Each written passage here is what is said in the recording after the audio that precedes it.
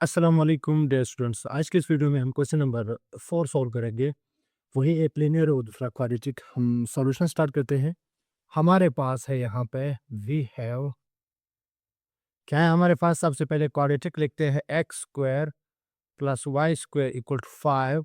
इसको हम equation number 1 का नाम देते हैं।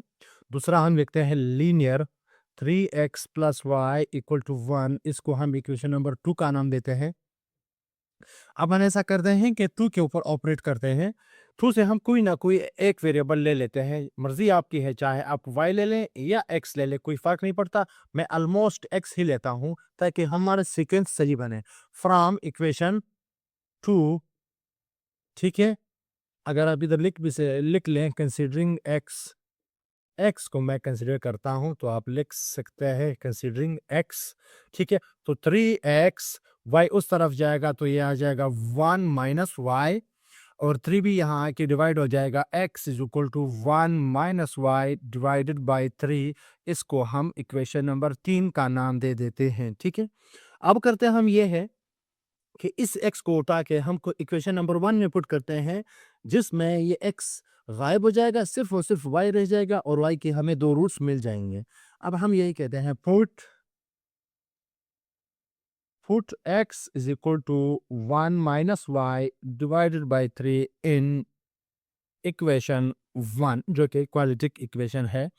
तो पुट कर ले 1 माइनस वाई डिवाइडेड बाई 3 का square plus y square equal to 5।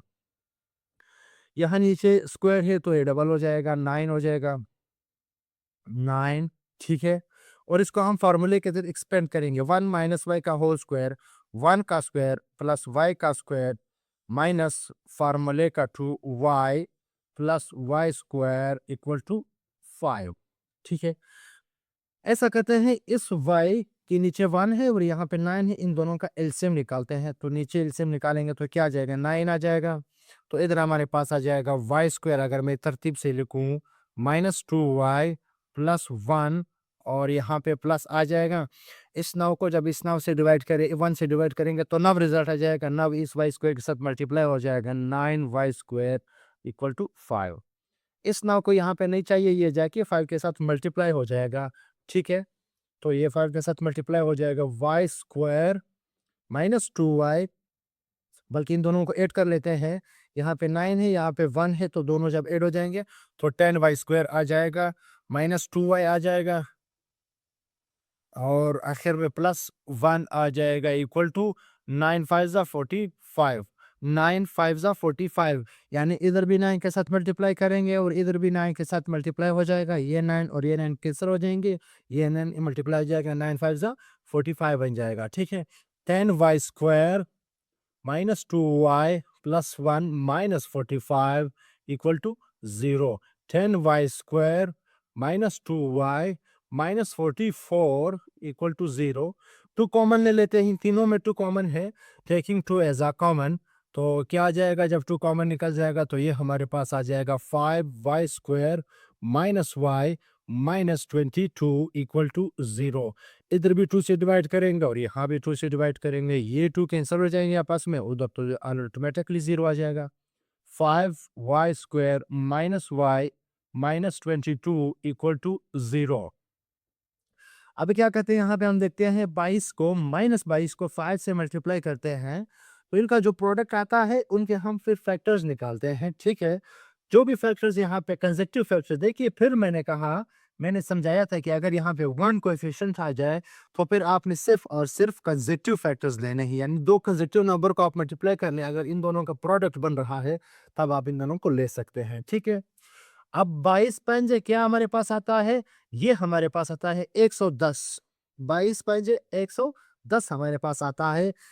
20 पंजे 100, और यहाँ पे 2 रह गया, 5 दूनी 10, तो 100 और 10, ये हमारे पास 110 आता है। तो 110 को हम कैसे 2 पॉजिटिव नंबर्स में हम कर सकते हैं या फैक्टर्स के ले सकते हैं। यहाँ पे अगर मैं रफ वर्क आपका करवा दूं, इधर इस बॉक्स के अंदर इसका रफ वर्क करते हैं, हमारे पास आ गया माइनस 110, ठीक है। इसके फैक्टर्स अभी बनाते हैं। तो माइनस 110 इंटू 1, पहले दो फैक्टर्स तो ये बन गए, मजीद इसको 2 से डिवाइड करेंगे, तो 2 से डिवाइड करेंगे क्या हमारे पास आ जाएगा, ये हमारे पास आ जाएगा 55 और 2 उधर चला जाएगा, 2 1 ज़ा 2। 2 फैक्टर्स हमारे ये बन गए। यहाँ पे हम देख लेते हैं कि माइनस को फिलहाल हम यहाँ से हटा देते हैं, बल्कि साथ में रखते भी नहीं, बाद में ज़रूरत पड़ने पर हम किसी एक के साथ लगाएंगे, किसी एक के साथ हमने लगाना है, ठीक है, क्योंकि हम इस प्रोडक्ट को भी सेटिस्फाई करना है, तो किसी एक के साथ लगाएंगे। अब हम ऐसा करते हैं, यहाँ पे 55 है, इसको तो हम 5 और 11 के साथ कर सकते हैं, तो 11 5 ज़ा और 5 को 2 के साथ मल्टीप्लाई कर लेते हैं, 5 2 ज़ा 10। तो आप देख रहे हैं 10 और 11 दो कंसेक्यूटिव नंबर्स हैं, लेकिन दोनों फैक्टर्स एक दूसरे के साथ मल्टीप्लाई हो जाए, तो यहाँ पे 110 बनता है।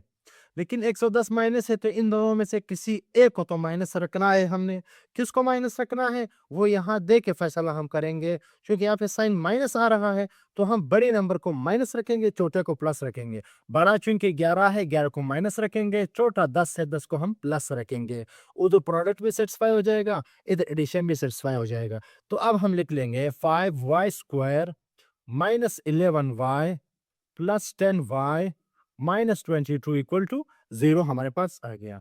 अब कॉमन लेने की कहानी है, तो कॉमन क्या आ जाएगा, यहाँ पे कॉमन तो है ही नहीं, सिर्फ y कॉमन है, तो y हमने ले लिया कॉमन, ठीक है, तो 5y रहेगी यहाँ पे हमारे पास माइनस 11 आ जाएगा। यहाँ पे क्या कॉमन लेंगे, प्लस 2 कॉमन लेंगे, 2 दोनों में कॉमन है, तो हम 2 कॉमन ले लेते हैं। यहाँ पे 5y माइनस 11 2 ज़ा 22।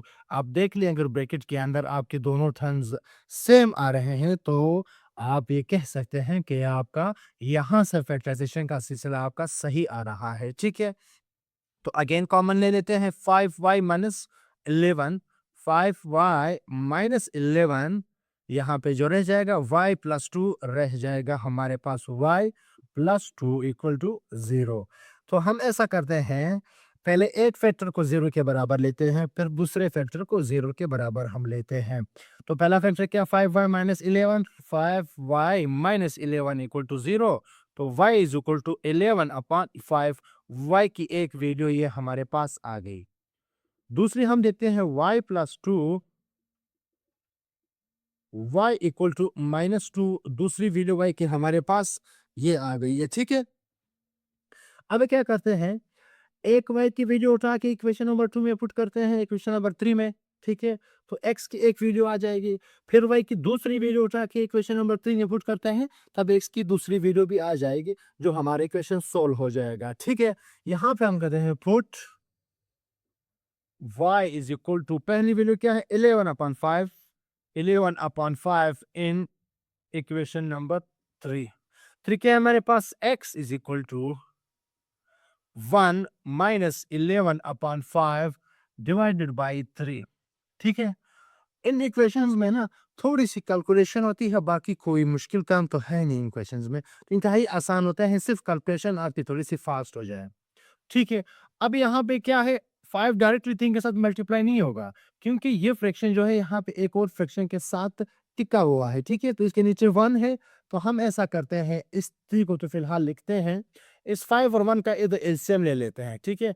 हमने लिया एलसीएम, 5 आ गया, तो 5 और 1 के साथ मल्टीप्लाई हो जाएगा, 5 आ जाएगा माइनस 11। अब ये 5 यहाँ पे मल्टीप्लाई हो सकता है, तो माइनस 11 प्लस 5 ये आ जाएगा -6 डिवाइडेड बाई 5 3 ज़ा 15, ये हमारे पास आ गया 5 3 ज़ा 15। तो ये यहाँ तक तो हो गया, x इज इक्वल टू -6। चले एक और स्टेप कर लेते हैं, मजीद सिंप्लीफाई हो सकता है, 3 2 ज़ा 6, 5 3 ज़ा 15, 3 के साथ हो गया -2/5, एक वैल्यू आ गई हमारे पास x की। तो अब y की दूसरी वैल्यू पुट करते हैं, तो हमें x की दूसरी वैल्यू भी आ जाएगी, put y is equal to -2 in equation number 3, ठीक है। तो 3 इक्वेशन क्या है, यही हमारे पास है, x is equal to 1 minus y upon 3, x is equal to 1 minus, अब चूंकि y -2 है, तो इसलिए ब्रैकेट में बंद करेंगे ताकि फिर सॉल्व कर सके, ठीक है। तो 1 minus minus plus 2 divided by 3, तो इसका मतलब है 3/3, इन दोनों को जब कैंसिल करेंगे दूसरे के साथ, तो x की वैल्यू हमारे पास आ जाएगी 1। तो अब सॉल्यूशन सेट किस तरह लिखते हैं, याद रखें सॉल्यूशन सेट में आपने कभी गलत नहीं होना है, ठीक है। पहली वैल्यू पहला ऑर्डर पेयर है, आपने पहली वैल्यू एक्स की लिखनी है, आप ये वाली लिखें या ये वाली लिखें फर्क नहीं पड़ता, आपने ये वाली लिख ली -2/5, ठीक है। अब आप पाबंद हो रहे कि आपने वाई की कौन सी वैल्यू लिखनी है, ठीक है। तो एक्स -2/5 आ गया, तो आपने वाई की कौन सी वैल्यू पुट की थी, जब आपके पास एक्स की ये वैल्यू आ गई तो आपने वाई की 11/5 वाली वैल्यू पुट की थी, 11/5 वाली वैल्यू पुट की थी, ठीक है। अगर आप लिखते हैं x इज इक्वल टू 1, तो कौन सी वैल्यू y की आपने पुट की जब आपके पास x इज इक्वल टू 1 आया, तब हमने y इज इक्वल टू 2 यानी कि ये वैल्यू हमने -2 पुट किया जब हमारे पास x इज इक्वल टू 1 आया। तो ये हो गया हमारा क्वेश्चन सॉल्व। मिलते हैं नेक्स्ट वीडियो में, इजाज़त चाहते हैं, अल्लाह हाफिज़।